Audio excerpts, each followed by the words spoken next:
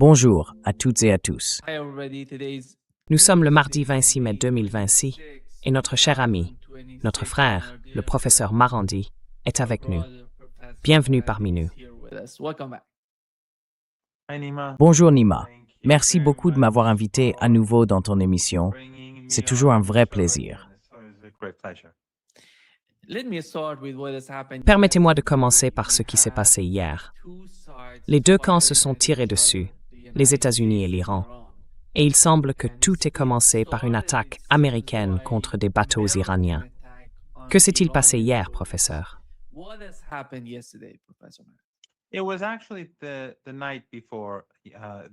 C'était en fait la nuit d'avant-hier. Les Américains ont bombardé 2 navires de guerre, de petits bâtiments. Je crois qu'il y avait 2 hommes sur chacun, et ils ont tué 4 soldats, 4 gardes. C'était une attaque non provoquée. Ils se trouvaient dans les eaux territoriales iraniennes, et il n'y avait aucune excuse. Les Américains laissaient entendre, je pense, que ces navires étaient liés à des mines, mais ils n'étaient même pas dans une zone où il y avait des mines, ni où il y en avait besoin. C'était bien sur le territoire iranien. Donc c'est très étrange. Et on voit des messages très différents venant des États-Unis. Les Iraniens ont répliqué. Ils ont tiré des missiles. Et je crois aussi, un navire a été touché, il y a quelques heures, le long des côtes d'Oman, en dehors du golfe Persique, peut-être en réponse à l'agression américaine. Mais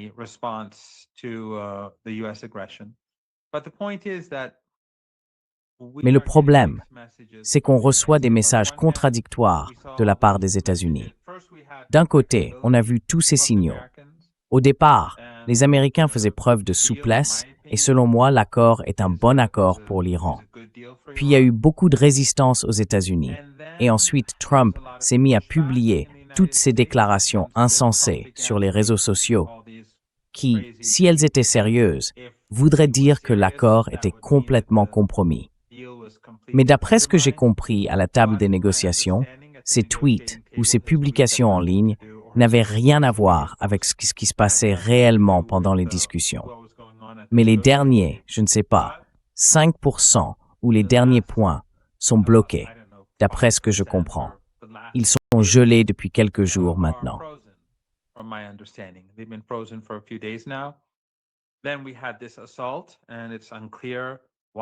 Ensuite, il y a eu cette attaque, et on ne comprend pas vraiment pourquoi les États-Unis essayent de faire ça.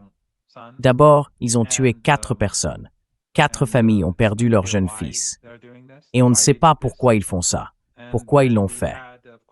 Et puis, bien sûr, le régime israélien a encore déclaré qu'il allait bombarder Beyrouth massivement, raser tous les immeubles d'habitation. On pourrait penser qu'il y aurait évidemment de l'indignation en Occident. Mais l'Occident s'est complètement dévoilé. Tous ces discours sur les droits de l'homme et tout ce vernis qu'on nous sert depuis des décennies, tout ça, c'est fini.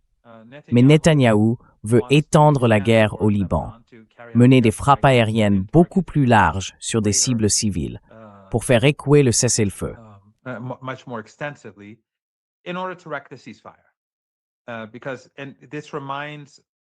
Parce que tout ça nous rappelle, ou plutôt ça devrait nous rappeler à tous, ce qui s'est passé pendant le premier cessez-le-feu.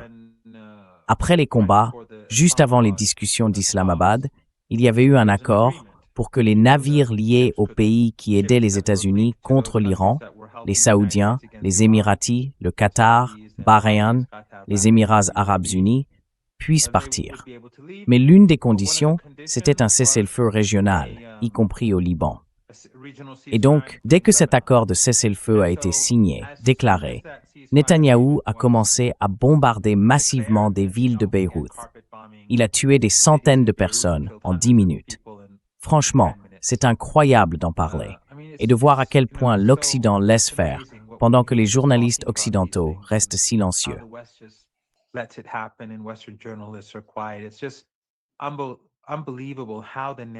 C'est incroyable de voir à quel point le discours en Occident a changé, surtout quand on parle du régime israélien. À l'époque, il avait fait capoter le cessez-le-feu.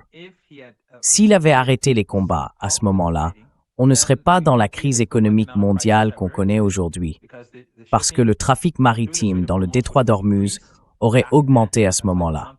C'était il y a environ 1 mois et demi, un peu plus même. Et maintenant, on dirait qu'il veut refaire la même chose.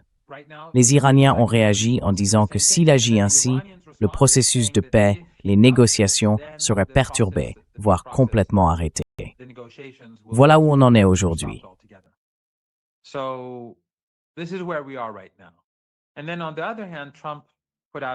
Et puis d'un autre côté, Trump a publié un message sur les réseaux sociaux, je suis sûr que vous voulez en parler, où il évoque le programme nucléaire du régime iranien. Et il dit que plutôt que d'envoyer l'uranium enrichi aux États-Unis, il faut envisager d'autres options. Or, l'Iran ne négocie pas encore cela avec les États-Unis. Il a laissé ce point de côté après la première étape. Si cette première étape se déroule bien, si les mesures de confiance prévues sur 60 jours sont mises en œuvre, alors il y aura des négociations. Elles porteront sur les sanctions contre l'Iran, qui sont très étendues et dont beaucoup sont inscrites dans la loi américaine, puisque le Congrès et le Sénat les ont approuvées.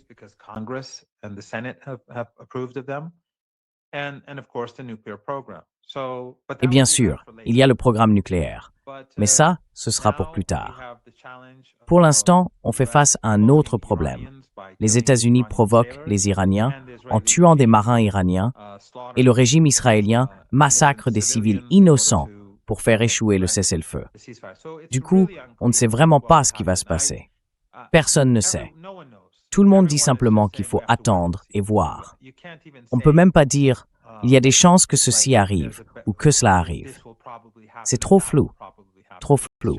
On ne voit rien à travers le brouillard.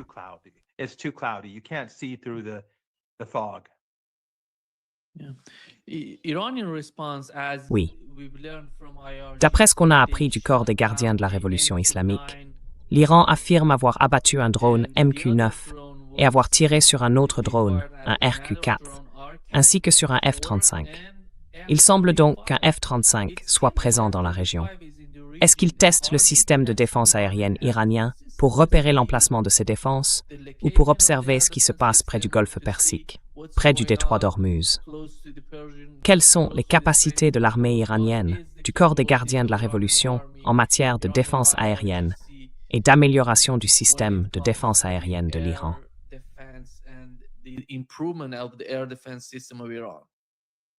Eh bien, évidemment, ça en fait partie, mais ils ont vraiment tué 4 personnes. 4 personnes ont été martyrisées. Donc ça va encore plus loin que ça. Ils n'ont pas causé de dégâts importants au-delà de ça.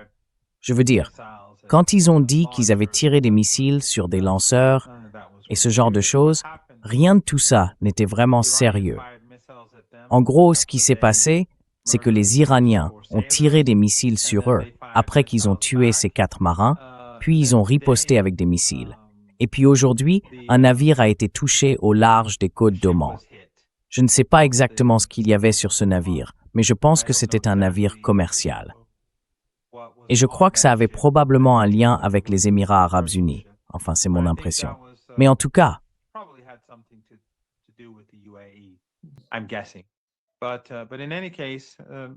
C'était un pétrolier, professeur. pour quel pays? Les Émirats arabes unis. Oui, mais probablement près des Émirats, parce que Oman et les Émirats, oui, ils sont vraiment très proches. Oui. Donc l'Iran n'aurait pas fait ça. L'Iran n'a jamais frappé quoi que ce soit qui appartienne à Oman. Pendant la guerre, ils sont restés intacts.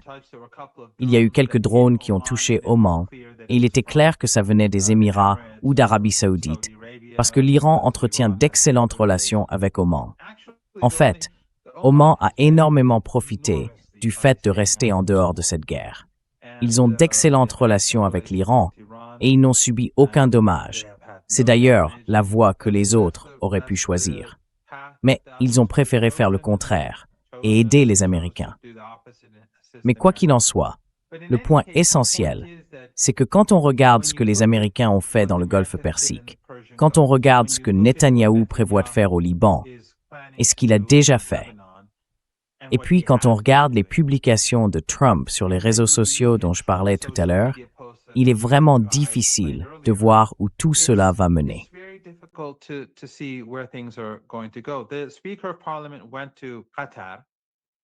Le président du Parlement est allé au Qatar pour s'assurer que, dans le cadre de cet accord, le transfert d'environ 12 milliards de dollars vers l'Iran depuis le Qatar ait bien lieu, qu'il se fasse vraiment. Parce que la dernière fois, souvenez-vous, l'argent était bloqué en Corée du Sud. Ensuite, il a été transféré au Qatar, mais ils ont refusé de le transférer à l'Iran. Les Américains n'ont pas été honnêtes. L'administration Biden n'a pas été honnête et elle n'a pas laissé passer cet argent, même s'il y avait un accord. Ils ont exploité les failles de cet accord, les zones grises, pour empêcher l'Iran d'y avoir accès. Alors cette fois, la délégation iranienne est au Qatar pour s'assurer qu'il n'y ait aucune faille et que dès qu'un accord est conclu, s'il y en a un, cet argent soit transféré rapidement à l'Iran.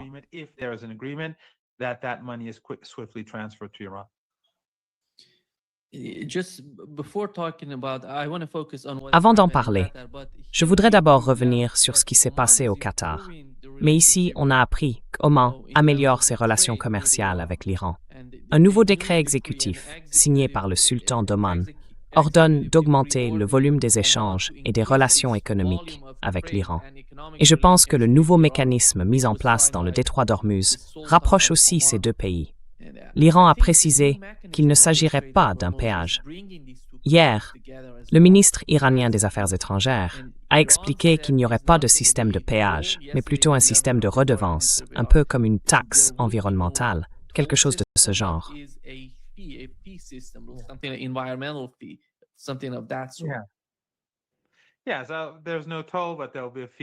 Oui, alors il n'y aura pas de péage, mais il y aura bien des frais. De toute façon, ils vont profiter du passage de chaque navire. Mais ce qui est peut-être tout aussi important, c'est qu'ils pourront décider qui passe, parce qu'ils ne veulent pas que des navires militaires américains traversent. Ils ne veulent pas non plus de navires américains transportant du matériel pour des bases navales, ni de navires israéliens, ni d'équipements liés à un régime ou quoi que ce soit de ce genre. Donc les Iraniens vont rester maîtres du détroit d'Ormuz et ils coopèrent avec Oman, ce qui convient très bien au gouvernement omanais.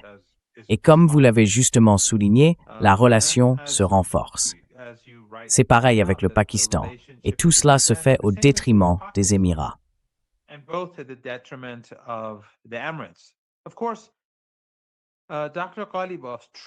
Bien sûr, le voyage du Dr Ghalibaf au Qatar a deux objectifs. D'une part, négocier et s'assurer que s'il y a un accord, l'argent soit rapidement transféré à l'Iran. Mais il est aussi là pour améliorer les relations avec les pays du Golfe Persique.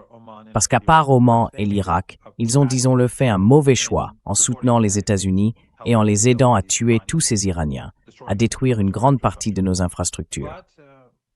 Mais l'ayatollah Khamenei, lui, a insisté à plusieurs reprises sur le fait que nous devons entretenir de bonnes relations avec nos voisins.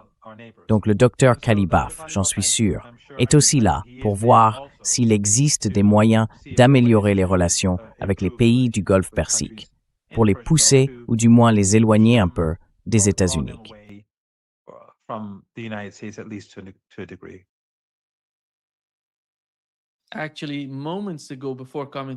En fait, il y a quelques instants, juste avant d'entrer en direct, nous avons vu le compte de l'ayatollah Mojtaba Khamenei, le guide suprême de l'Iran, publier un message dans lequel il dit « J'invite tous les pays et gouvernements islamiques à l'amitié et à la coopération dans le bien, afin qu'en travaillant ensemble, nous puissions avancer vers le progrès de la Oumma islamique et la résolution des problèmes du monde islamique. » C'est à mon avis une idée nouvelle qui émerge de cette guerre, de ce conflit, la solution dont parle le guide suprême iranien.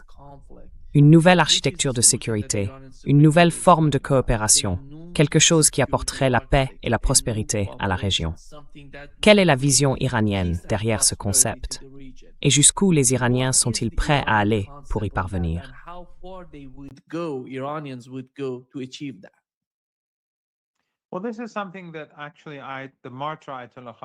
Eh bien, c'est quelque chose que l'ayatollah Khamenei poursuivait déjà.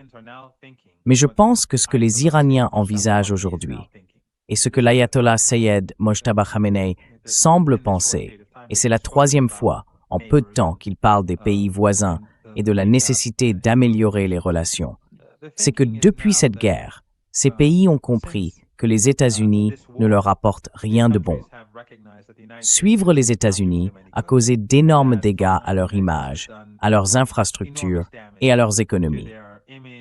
Et donc maintenant, c'est peut-être une occasion de les convaincre, non pas de changer complètement, parce que ce sont des pays dont, vous savez, les dirigeants sont des relais, et leurs familles vont en Occident, étudient en Occident, passent leurs vacances en Occident.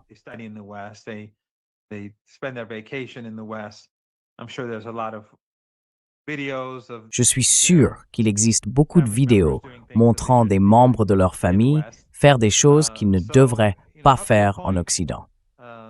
Donc, vous voyez, jusqu'à un certain point, l'Iran pense que c'est maintenant une bonne occasion de les éloigner des États-Unis, au moins pour qu'il y ait un peu plus de sécurité et de stabilité dans la région. Et ce que l'Iran propose, c'est que les pays du Golfe Persique mettent en place ensemble leur propre système de sécurité, une sécurité collective. Mais, encore une fois, il est très tôt et on reste potentiellement au bord d'une nouvelle guerre. Malgré tout, c'est une idée qu'il continue de poursuivre. Théoriquement, on pourrait se retrouver en guerre, je ne pense pas que ce soit pour ce soir ou demain soir. Mais en théorie, la prochaine fois que vous et moi aurons cette conversation, nous pourrions bien la gagner.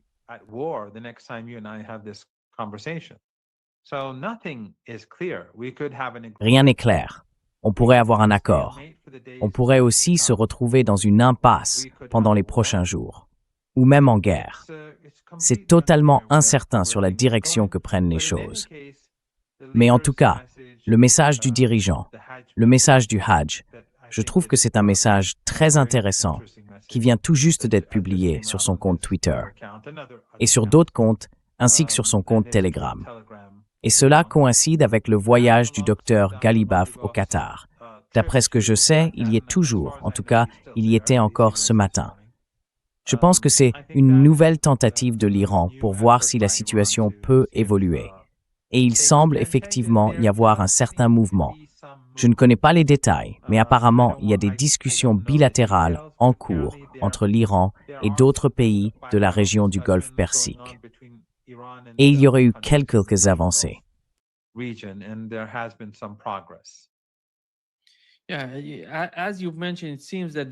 Oui, comme vous l'avez mentionné, il semble que l'importance de cette rencontre tienne au fait qu'il n'y avait pas seulement le président du Parlement, mais aussi le ministre des Affaires étrangères et le gouverneur de la Banque centrale d'Iran, Hemati.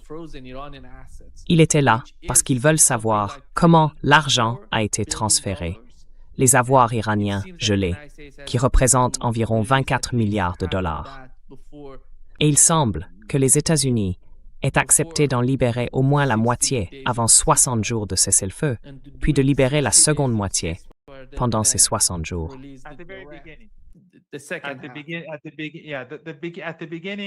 Au départ, je crois qu'environ la moitié doit être publiée, puis le reste viendra progressivement, si on a un accord et si cet accord est bien en place. Qui va garantir ça? Le gouvernement du Qatar ou les États-Unis?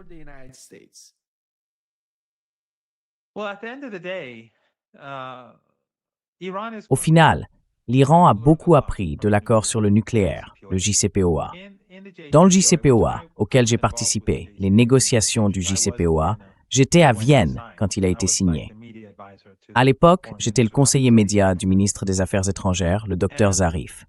Et l'erreur que nous avons commise, enfin, les Iraniens, car moi je n'étais pas négociateur, c'est que dans l'accord, nous avions certaines obligations, et les Américains en avaient aussi. Les Iraniens ont rempli leurs engagements, mais les Américains, eux, ne les ont pas respectés. Les Iraniens ont continué à courir après les Américains jusqu'à la fin du mandat d'Obama, et les Américains n'ont tout simplement pas appliqué l'accord. Donc pour ces raisons-là, ça n'a pas été un bon accord.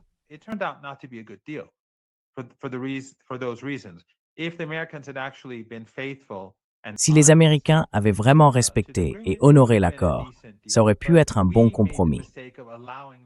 Mais on a commis l'erreur de leur laisser des failles, des échappatoires, dont ils ont profité à nos dépens.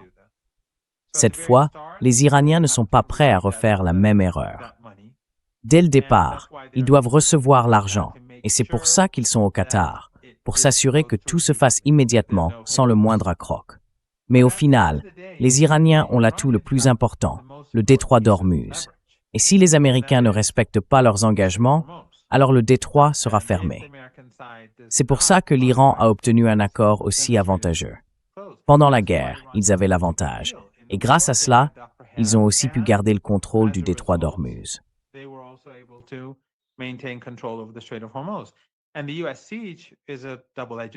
Et le siège américain est une arme à double tranchant. Il nuit à l'économie iranienne, mais il dévaste aussi l'économie mondiale, et bien sûr, celle des 5 régimes arabes du Golfe Persique. Les Iraniens, cette fois, ne vont pas remplir leur part du marché en attendant que l'autre camp le fasse, parce qu'Obama ne l'a pas fait. Et Trump est clairement pire qu'Obama. Pire, dans le sens où il n'est pas digne de confiance et qu'il manque d'honnêteté. Certains Américains peuvent penser que c'est une bonne chose, mais en réalité, c'est une très mauvaise chose pour les États-Unis, parce que ça rend presque impossible tout accord avec eux. Ça complique énormément les choses, parce que plus personne ne fait confiance aux États-Unis.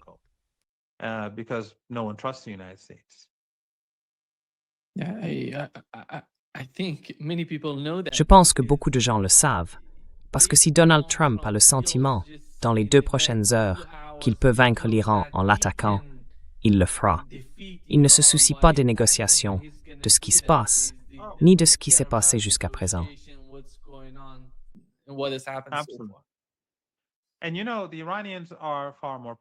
Et vous savez, les Iraniens sont aujourd'hui bien plus préparés à la guerre qu'ils ne l'étaient il y a 3 mois. Sur le plan économique, comme on en a parlé la dernière fois, oui, la situation est plus difficile, évidemment. Mais sur le plan militaire, l'Iran est beaucoup plus fort qu'il ne l'était il y a 3 mois. Nettement plus fort. Et les alliés de l'Iran dans la région sont eux aussi mieux préparés, surtout le Yémen. Donc, si une guerre éclate, ce sera catastrophique pour l'économie mondiale, parce que la mer Rouge sera immédiatement bloquée. Les Iraniens, dès que les Américains frapperont, ils riposteront. Et ces pays du Golfe Persique, eux, n'auront aucune chance.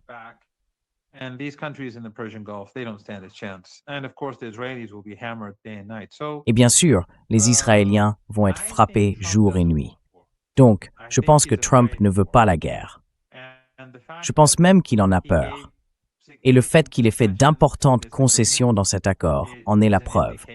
Mais aussi, le fait que les Américains étaient tellement pressés de conclure cet accord. Les Iraniens, eux, ont pris leur temps.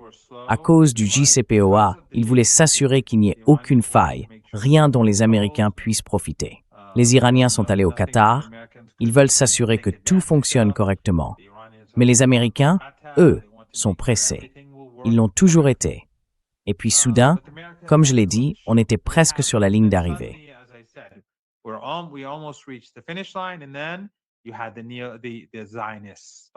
Et puis, les sionistes se sont mis à crier, à hurler, à exprimer leur indignation et à se retourner contre Trump.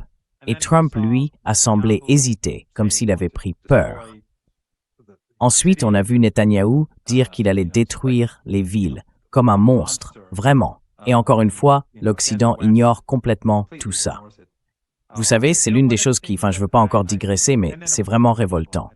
Donc Netanyahou, puis le meurtre des 4 marins. Et puis, de l'autre côté, on a Trump qui tient un discours différent sur l'enrichissement nucléaire.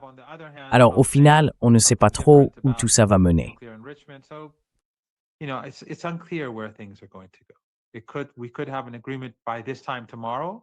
On pourrait avoir un accord d'ici demain, peut-être. Ou bien on pourrait se retrouver dans une impasse et au final, en guerre.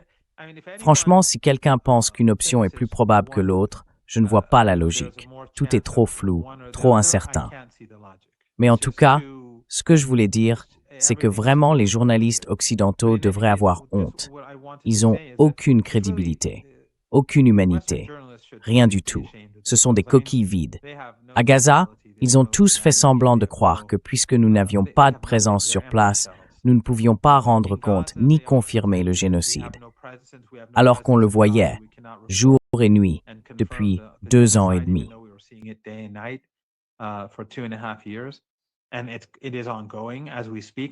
Et ça continue pendant qu'on parle. Ils n'en parlent plus parce qu'ils ne veulent pas que les gens se concentrent sur le génocide. Pourtant, ils sont présents au Liban. Ils ont une présence très forte au Liban. Et malgré ça, on voit bien que ça ne change absolument rien. Aucune différence, aucune. Les Israéliens mènent des massacres jour et nuit au Liban. Ils massacrent des familles, ils massacrent des enfants, ils exterminent des familles entières. Et les journalistes au Liban, non, ils ne servent à rien.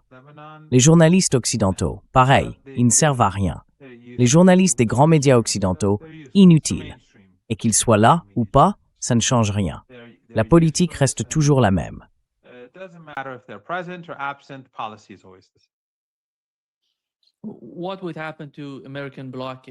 Que se passerait-il avec le blocus américain si l'Iran décidait d'ouvrir progressivement le détroit d'Ormuz? Quel serait l'avenir du blocus américain et de leurs forces dans la région? Eh bien, ils devraient lever le blocus. Et les Iraniens ne vont pas l'ouvrir petit à petit. Les Iraniens vont l'ouvrir, oui, mais il faudra du temps, bien sûr, pour que la situation revienne à la normale.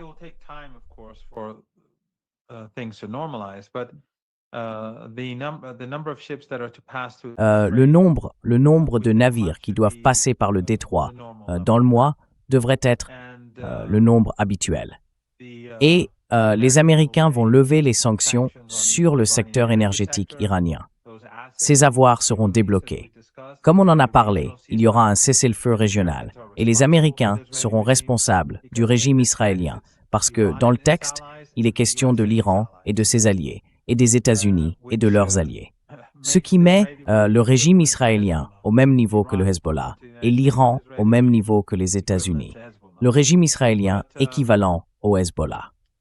Mais ensuite, les Iraniens déclareront qu'ils n'auront pas d'armes nucléaires, ce qui ne pose pas de problème, parce que les Iraniens disent ça depuis des décennies. Ce n'est rien de nouveau.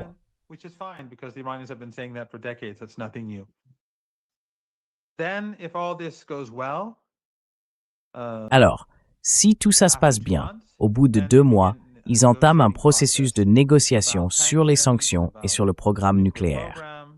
Et là, il faudra voir si on se retrouve dans une impasse, ou si on revient aux sanctions, ou même à une forme de siège, voire à la guerre. Donc, après 2 mois, on ne sait pas vraiment ce qui va se passer, parce que l'écart entre les deux camps est énorme. Je veux dire, les Iraniens ne vont pas abandonner leur programme nucléaire civil, ni l'enrichissement, ni quoi que ce soit de ce genre. Et bien sûr, les Américains vont avoir beaucoup de mal à trouver une solution s'ils le veulent vraiment, s'ils sont sincères dans leur démarche pour lever les sanctions. Celles qui ont été imposées par décret présidentiel ou par le département du Trésor, ça peut encore se gérer.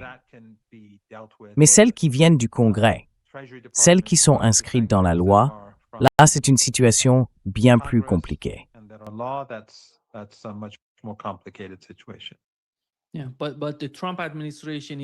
Oui, mais l'administration Trump est prête à lever les sanctions décidées par le gouvernement, par sa propre administration. Son administration va pouvoir lever ces sanctions. Je parle de... Vous avez mentionné 2 types de sanctions différents. L'un vient des États-Unis, enfin de l'administration Trump ou du président américain, et l'autre vient du Congrès. Et il semble que la levée des sanctions sur le secteur énergétique iranien fasse partie de ces plans, de ces mesures qui relèvent du devoir et de la responsabilité de l'administration Trump. Ce n'est pas lié au Congrès.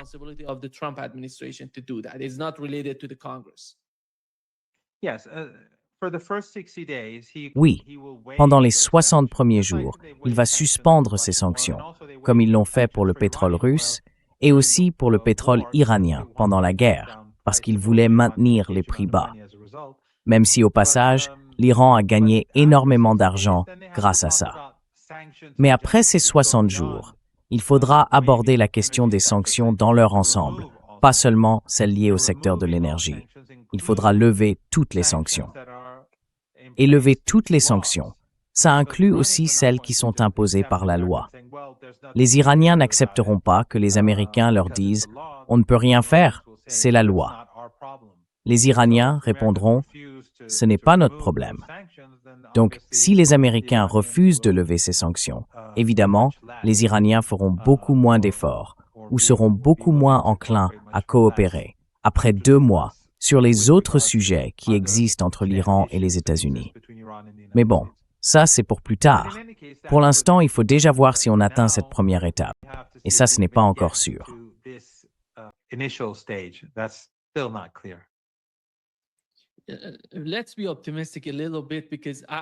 Soyons un peu optimistes, parce que moi je ne le suis pas.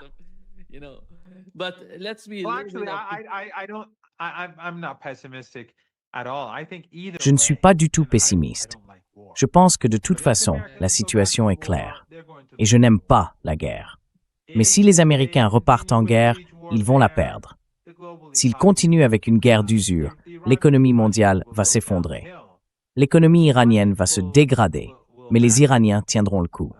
Ils attendront que l'autre camp abandonne. Comme je l'ai déjà dit plusieurs fois, pour l'Iran, c'est une guerre existentielle. Ce n'est pas une guerre de choix. Mais pour les États-Unis, il va devenir de plus en plus difficile de poursuivre cette politique alors que le navire prend l'eau. Parce que les gens se demandent, pourquoi faisons-nous ça? Est-ce uniquement pour Israël? Est-ce uniquement pour le sionisme? Est-ce que l'Inde doit sombrer à cause du sionisme?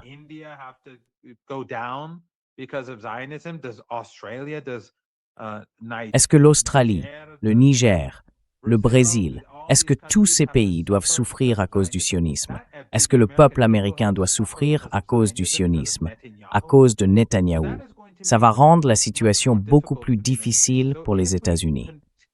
Si on s'engage sur la voie de la guerre ou d'un siège, ça ne fera aucun bien aux États-Unis. Le monde en sera plus mauvais, plus compliqué, c'est certain. Mais, en ce qui concerne le conflit entre l'Iran et les États-Unis, ça ne profitera pas à l'Amérique. En revanche, si les Américains choisissent une approche plus raisonnable, alors là on peut se poser la question et il peut y avoir un accord.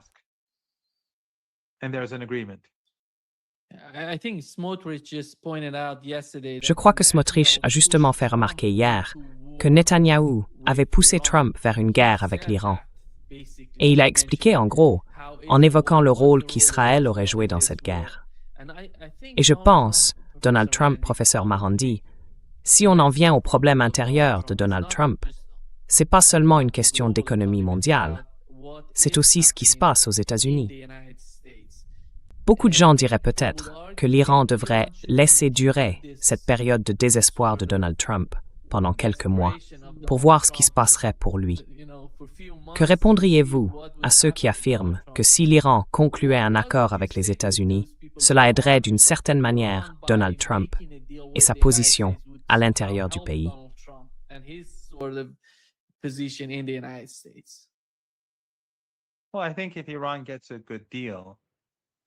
Eh bien, je pense que si l'Iran obtient un bon accord, ça sauvera des vies au Liban. Ça sauvera aussi des vies à Gaza. Mais tout aussi important, c'est qu'on risque de voir la famine se propager dans le monde entier. Et on reçoit déjà des informations indiquant que les conditions météorologiques pour l'année à venir, y compris au Brésil, pourraient être très défavorables à l'agriculture mondiale. Donc, d'un côté, on a un problème d'engrais, et de l'autre, la météo de l'année prochaine, dit-on, sera très peu propice à l'agriculture dans de nombreuses régions clés du monde.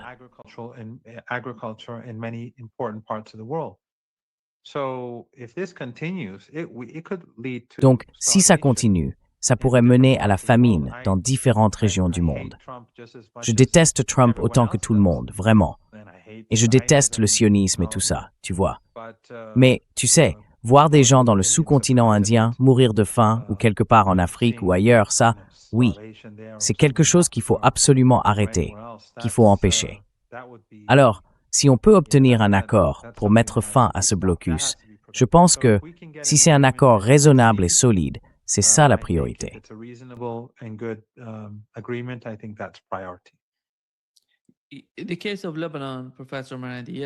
Dans le cas du Liban, professeur Marandi, hier encore, Smotrich a déclaré que pour chaque drone, ils allaient faire tomber 10 immeubles au Liban. Et pendant qu'on parle, ils frappent des villes et des villages libanais, détruisant les bâtiments. Alors, que peut-on attendre de cet accord entre l'Iran et les États-Unis, compte tenu du conflit entre Israël et le Liban? On sait bien qu'Israël ne veut d'aucune manière d'un accord entre l'Iran et les États-Unis. Tout le monde le sait. C'est pour ça qu'ils intensifient les attaques. Chaque fois qu'il y a eu des discussions sur un possible accord entre l'Iran et les États-Unis, Israël a attaqué le Liban, détruit de nombreux bâtiments et tué beaucoup de gens. Et aujourd'hui, ils refont la même chose. Comment peut-on éviter que cela se reproduise avec le temps?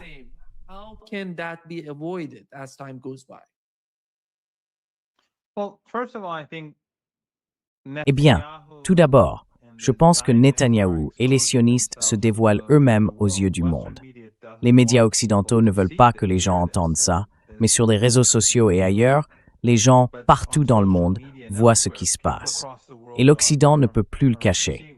La BBC, CNN, le New York Times, Fox News, Sky News, ils ne peuvent pas dissimuler ça. Assez de gens le voient. Parce que la conscience politique est aujourd'hui bien plus forte, surtout chez les jeunes, qu'elle ne l'était auparavant. Mais tout cela détruit encore davantage le régime israélien. Je veux dire, la haine envers ce régime ne fait qu'augmenter.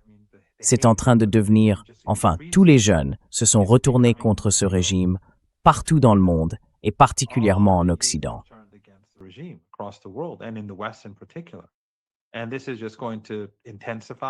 Et ça ne va faire que s'intensifier.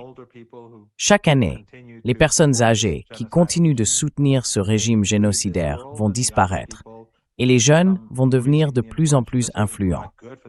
Ce n'est pas une bonne nouvelle pour le régime. Mais il y a un autre point aussi.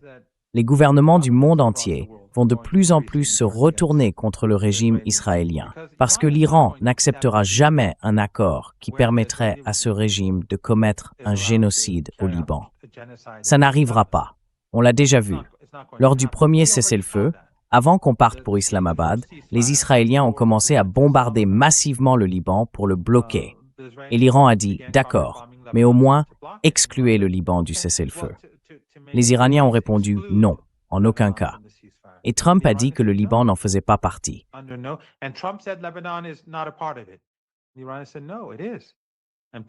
Les Iraniens ont dit « Non, c'est bien le cas ». Et le Pakistan l'a reconnu. Les Iraniens ont ajouté « Si vous ne respectez pas le cessez-le-feu, les navires de ces 5 pays, ils ne bougeront pas ». Et en effet, ils ne l'ont pas fait. C'est pour ça que depuis un mois et demi, un peu plus même, la crise mondiale s'aggrave d'heure en heure. Maintenant, si le régime israélien continue comme ça, il n'y aura pas d'accord.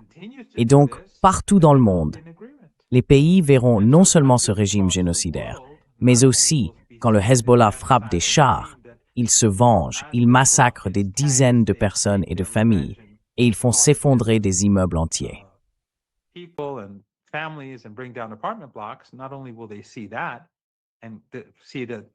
Non seulement ils verront ça et regarderont le régime avec encore plus de dégoût, mais en plus ils diront que les gouvernements affirment que les Israéliens sacrifient mon économie, mon pays, pour leur propre politique génocidaire.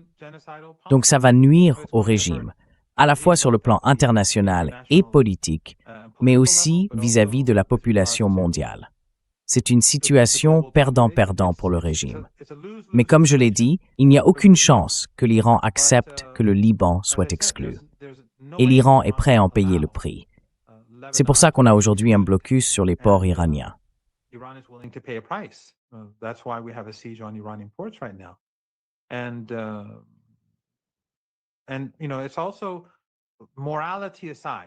Et vous savez, c'est aussi en mettant la morale de côté. Même si, bien sûr, pour nous, c'est quelque chose d'absolument essentiel. Mais en laissant la morale de côté, si les États-Unis peuvent se permettre de violer le cessez-le-feu, que ce soit à travers le régime israélien ou par leur propre politique, alors ils continueront à le violer encore et encore. Et dans le même temps, ils s'attendront à ce que l'Iran respecte ses engagements, alors qu'eux-mêmes violeront et cesseront d'appliquer les leurs. Donc, pour les Iraniens, le premier signe d'une violation de l'accord par les États-Unis signifierait que nous devons, nous aussi, arrêter de le mettre en œuvre.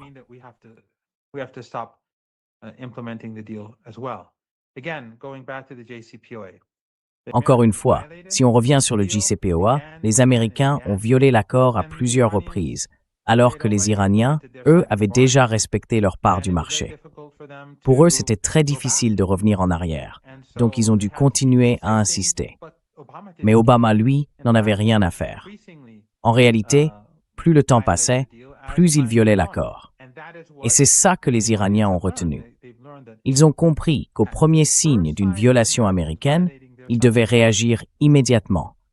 C'est pour cette raison qu'ils ont conçu tout l'accord, de manière à ce que, si les Américains décidaient de ne pas l'appliquer, les Iraniens puissent eux aussi arrêter de l'appliquer tout de suite.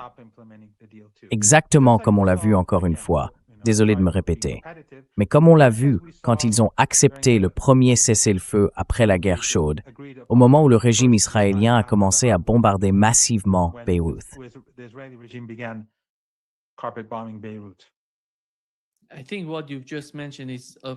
Je pense que ce que vous venez de mentionner est particulièrement important pour la position iranienne.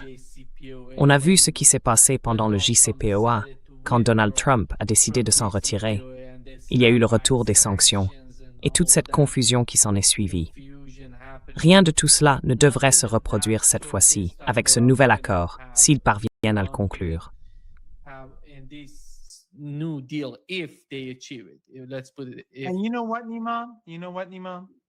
Écoute, Nima, tu sais quoi, Nima? C'est un point vraiment important. On entend souvent dire que si Trump parvenait à obtenir de nouveau le JCPOA ou quelque chose de similaire, ce serait un succès.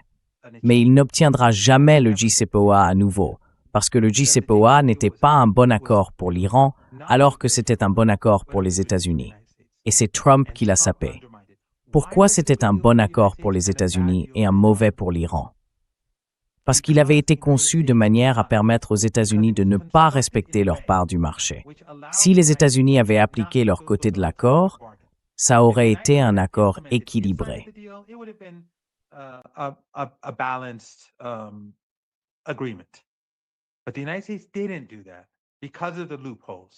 Mais les États-Unis ne l'ont pas fait à cause des failles, parce que les Iraniens ont précipité la conclusion de l'accord.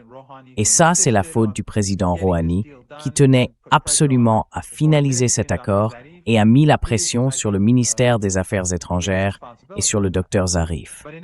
Je pense qu'il porte une part de responsabilité là-dedans. Mais quoi qu'il en soit, désormais, l'Iran ne laissera plus jamais une telle situation se reproduire à la table des négociations, que ce soit pour cette première phase d'un accord potentiel ou pour la phase suivante, quand il sera question des sanctions et du programme nucléaire. Ça ne se reproduira plus, parce que l'Iran ne signera plus jamais un accord où les Américains ont l'avantage. Le JCPOA a été une erreur et d'une certaine manière, Trump a aidé l'Iran à s'en sortir.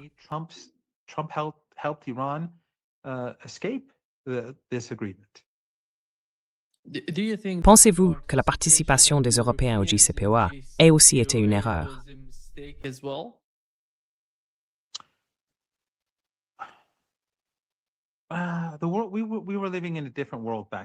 À l'époque, on vivait dans un tout autre monde. L'Europe pesait plus lourd au début, tu sais, en 2002, 2003, et puis petit à petit, tout s'est dégradé. Aujourd'hui, l'Europe, enfin, si on devait avoir, disons, des négociations, l'Iran n'inclurait pas les Européens, ni l'Union européenne. On ne s'en préoccupe pas vraiment, ils ne comptent pas. Et l'un des faits, c'est que la guerre en Ukraine continue et qu'elle affaiblit l'Europe jour après jour. Les Européens n'ont plus aucune autorité morale. Le vernis est tombé après leur soutien au génocide en cours à Gaza et aux attaques meurtrières au Liban. Et bien sûr, il y a la trahison envers l'Iran parce qu'ils ont essayé de ramener l'Iran devant l'ONU, alors que c'est les États-Unis qui ont quitté l'accord et que ce sont eux qui ont violé leurs engagements, pas l'Iran. not Iran. So, and the and I think that in the months ahead with the war Et je pense que, dans les mois à venir, la guerre en Ukraine va sans doute s'intensifier et la Russie va probablement devoir prendre certaines décisions. Et ça va placer l'Europe dans une position encore plus difficile qu'avant, et les États-Unis aussi d'ailleurs. Alors la guerre en Ukraine, en réalité, la guerre est une chose terrible, mais elle renforce la position de l'Iran sur plusieurs fronts. Et si la Russie pousse plus loin, cela complique encore la situation pour les États-Unis et pour les Européens. Mais de toute façon, l'Europe n'a plus le poids qu'elle avait auparavant. Donc non, l'Iran ne va pas les inclure de nouveau. Cette fois, ce sera entre l'Iran et les États-Unis.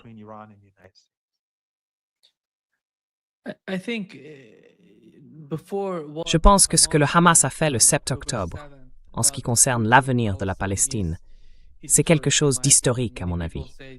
Beaucoup de gens disent que c'était une tragédie, qu'un génocide est en train de se produire à Gaza.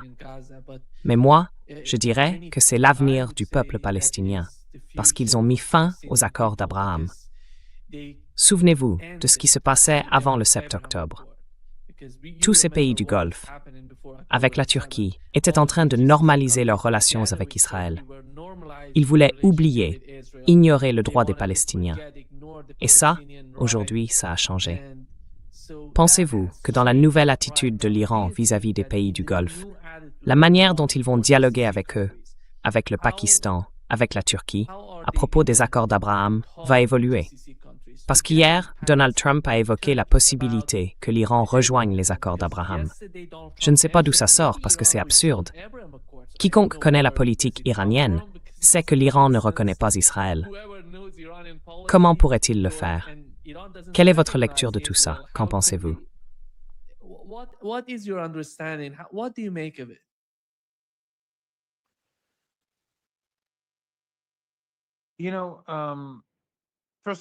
Vous savez, d'abord, l'Iran ne pourra jamais rejoindre ces accords, parce que l'Iran ne reconnaît pas le régime israélien. Pour Téhéran, c'est un régime ethno-suprémaciste, raciste, sans légitimité morale. Donc, pour l'Iran, quand un régime n'a aucune légitimité morale, il n'y a rien à discuter. Aucun accord n'est possible avec eux. Quant aux autres pays, comme la Turquie et d'autres, que Trump a exhorté dans 2 de ses messages à signer cet accord, c'est humiliant pour eux de ne pas réagir. Ils devraient répondre à Trump et dire non, nous ne le ferons pas. Mais en réalité, ils ne le peuvent pas, parce que l'opinion publique mondiale et régionale est tellement hostile au régime israélien. Et puis, il y a une chose qui s'est produite après le 7 octobre. Le monde s'est réveillé face à la réalité de la Palestine.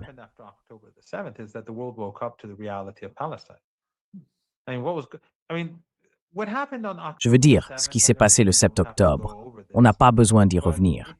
Mais si ça avait été n'importe quel autre peuple, si c'était des Américains coincés à Gaza, ils auraient fait la même chose.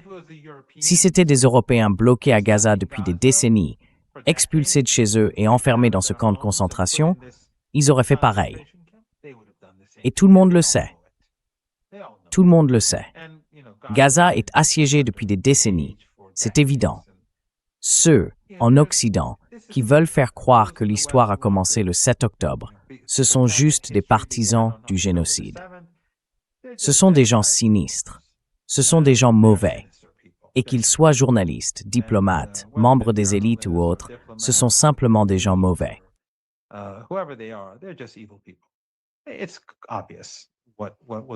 C'est évident ce qui se passait avant le 7 octobre. Et je me souviens, je crois, la première fois que j'étais chez Piers Morgan, ce qui l'avait vraiment surpris, c'est que, avant moi, quand il demandait à tout le monde « Est-ce que vous condamnez le Hamas ?» Eh bien moi, j'ai dit que je considérais le Hamas un peu comme les Français. Je ne me souviens plus exactement de mes mots, mais j'ai dit quelque chose comme « Ce qu'ils ont fait, c'est exactement ce que les Européens auraient fait, ou ce que les Juifs du ghetto de Varsovie auraient fait. » C'est évident. Et maintenant, je pense que la plupart des gens comprennent la réalité de la situation. Et bien sûr, il y a tous ces mensonges sur ces gens, ces sionistes qui, ouvertement, enfin, je préfère ne pas dire le mot. Je ne veux pas que ta chaîne YouTube ait des problèmes.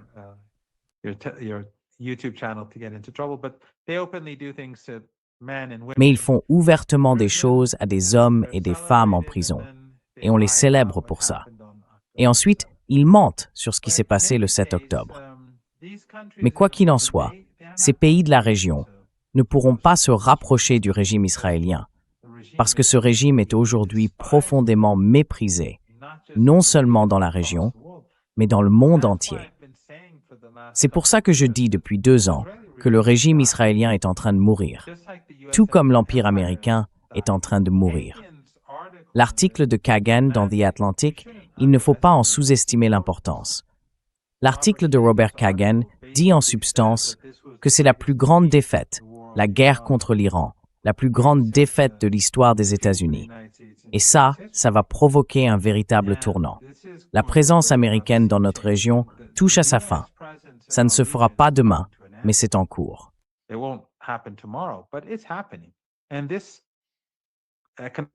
Et cette crise économique, elle ne va faire qu'aggraver la situation pour les États-Unis. Chaque jour qui passe les affaiblit un peu plus. Et c'est pareil pour le régime israélien. Ses soutiens sont en déclin et ils déclinent avec eux. Le monde déteste ce régime.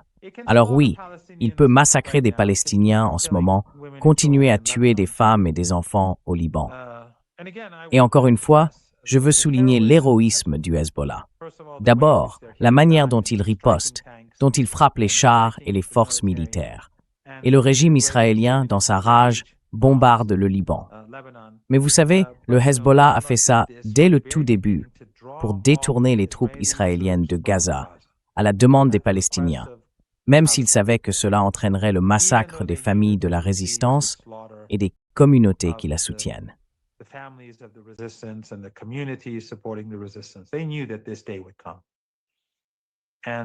Ils savaient que ce jour viendrait, et pourtant ils l'ont fait.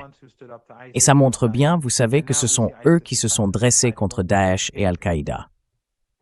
Et maintenant, on voit que ni Daesh ni Al-Qaïda ne lèvent le petit doigt pour les Palestiniens, ni même pour restaurer la souveraineté syrienne, parce que ce n'a jamais été leur intention. Et donc, le Hezbollah est comme une étoile brillante de l'humanité, et sa résistance face au régime israélien met encore plus en lumière la vulnérabilité de ce régime aujourd'hui. Mais de toute façon, le régime est en train de mourir, l'Empire américain aussi.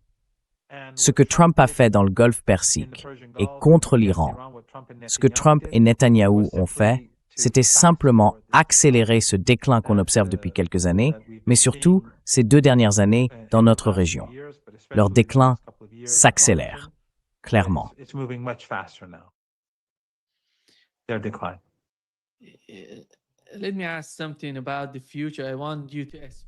Laissez-moi vous poser une question sur l'avenir.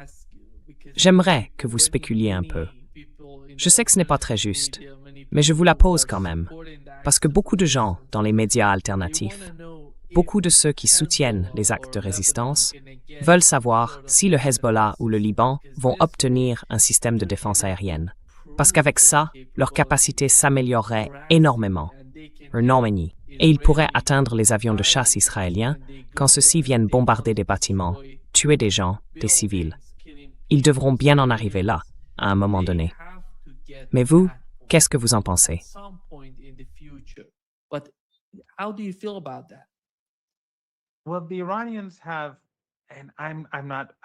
Eh bien, les Iraniens ont... Enfin, je ne suis pas vraiment un expert sur ces questions. Je ne connais pas très bien les nouvelles technologies militaires. Mais l'Iran a développé un système de défense aérienne qui s'est révélé efficace pendant la guerre. Et ils ont réussi à abattre de plus en plus d'avions américains vers la fin. Et l'un des amis de l'Iran dans la région voudrait apparemment acheter ce système à Téhéran. Quant à la technologie et aux capacités, vous pouvez deviner de quel pays il s'agit, mais je préfère ne pas le nommer. Ce que je veux dire, c'est que ce genre de choses pourrait très bien s'étendre ailleurs, pas seulement au Liban, mais aussi en Irak.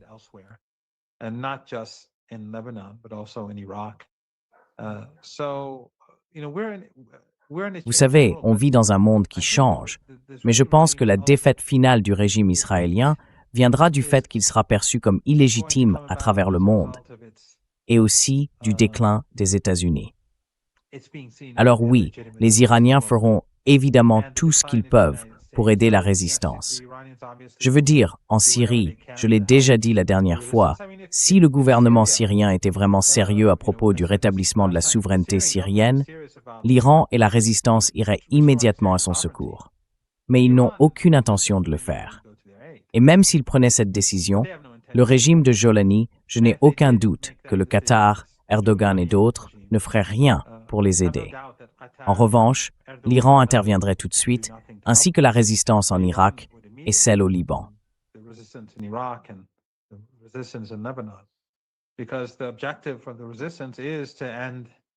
Parce que l'objectif de la résistance, c'est de mettre fin à cette horreur, à ce nettoyage ethnique et à ce massacre du peuple palestinien. C'est ça le sens même de l'axe de la résistance. Mais je pense que l'équilibre des forces est en train de changer, ou plutôt qu'il a déjà changé, au détriment des États-Unis. Et par conséquent, cela affaiblit aussi le régime israélien. Sans les États-Unis, le régime israélien n'est rien. Et sans le soutien européen, pour compléter cela, encore une fois, rien. Et les États-Unis sont un pays en pleine mutation. On voit bien que le sionisme y est de plus en plus rejeté. On voit apparaître des débats, des discussions, qu'il y a encore 1 an et demi, j'aurais cru impossible de mon vivant. Exactement. Je veux dire, même si je vivais très longtemps, j'irais dans la tombe sans jamais avoir imaginé qu'on aurait un jour ce genre de discussion aux États-Unis. Donc je pense que les forces de l'histoire, comme on dit, et bien sûr, nous croyons en plus que l'histoire, nous croyons en la justice de Dieu, mais ces forces-là finiront, tôt ou tard, par affaiblir ce régime.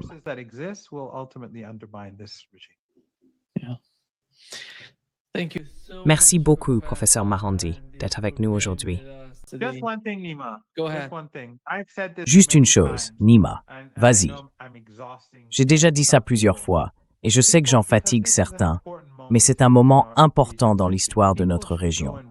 Les gens devraient aller lire, surtout les Américains, le livre dont j'ai déjà parlé au moins une fois dans ton émission, Going to Tehran, de Flint et Hilary Leverett. Mais il y a aussi un autre bon livre que j'ai peut-être déjà mentionné, celui d'Alastair Crooke sur la résistance. Et puis un autre très bon livre, A Dangerous Delusion, de Peter O'Bourne. C'est un petit livre en fait sur le programme nucléaire iranien. A Dangerous Delusion, Peter O'Bourne. Il y a aussi Manufactured Crisis, de Gareth Porter, qui est un livre plus volumineux. Mais ces 4 livres, à mon avis, sont vraiment essentiels à lire, parce qu'il n'y a rien de vraiment bon en anglais, enfin, pas à ma connaissance. Je n'ai pas tout lu. Non, je ne veux pas dénigrer tout livre qui existe.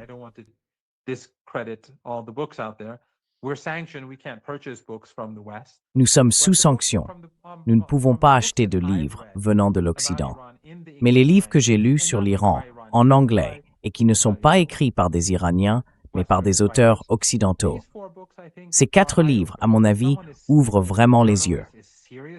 Si un journaliste veut vraiment comprendre l'Iran, si un homme politique veut comprendre, si un analyste veut comprendre, s'ils veulent saisir les arguments, alors ces 4 livres, Going Tehran, Resistance, A Dangerous Delusion et Manufactured Crisis, sont très utiles. Aucun d'eux n'est très récent, mais je pense qu'ils restent tous pertinents. Mais Going to Tehran, selon moi, c'est celui qu'il faut lire avant tout. Parce que si les analystes américains avaient lu ce livre, et s'ils avaient eu la lucidité d'écouter ces 2 auteurs, les États-Unis n'en seraient pas là aujourd'hui. Merci beaucoup. Merci infiniment. Merci Nima.